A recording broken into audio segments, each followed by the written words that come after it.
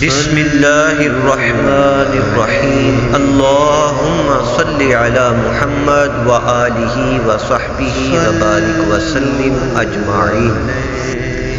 اس شب کو ابتدائے اسلام سے عبادت کے ساتھ منایا جا رہا ہے۔ لفظ شب فارسی زبان کا لفظ ہے جس کے معنی ہے رات، اور براءت عربی زبان کا لفظ ہے جس کے معنی ہے آزادی۔ اس رات کو شب برات اس لیے کہتے ہیں کیونکہ اس رات میں اللہ تعالیٰ بنو کلب کی بکریوں کے بالوں کے برابر لوگوں کو جہنم سے نجات دیتا ہے۔ ام المومنین حضرت سیدتنا عائشہ صدیقہ رضی اللہ تعالی عنہا فرماتی ہیں، ایک رات میں نے حضور نبی پاک صلی اللہ علیہ وآلہ وسلم کو نہ پایا۔ میں آپ صلی اللہ علیہ وآلہ وسلم کی تلاش میں نکلی تو آپ مجھے جنت البقیع میں مل گئے۔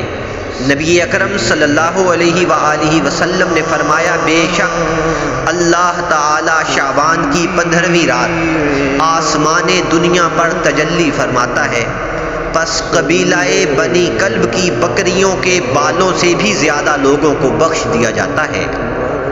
معلوم ہوا کہ شب برات میں عبادت کرنا، قبرستان جانا سنت ہے۔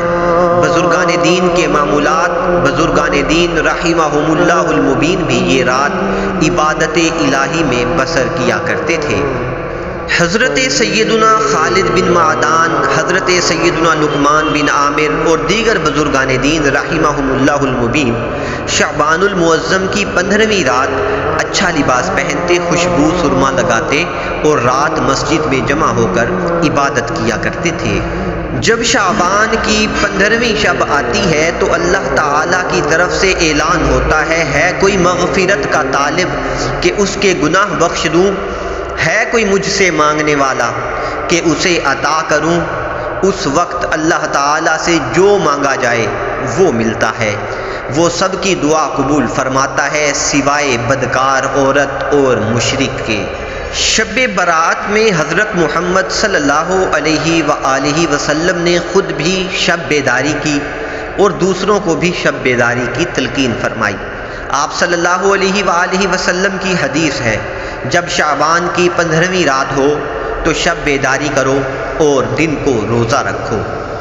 مالک کریم کی بارگاہ میں دعا ہے کہ اس رات کی برکت سے ہم سے راضی ہو جائے، ہمیں اپنی محبت عطا فرمائے، اپنے محبوب علیہ السلام کی محبت عطا فرمائے اور اپنی رضا میں راضی رہنے کی توفیق عطا فرمائے۔ آمین بجاہ خاتم النبیین صلی اللہ علیہ وآلہ وسلم۔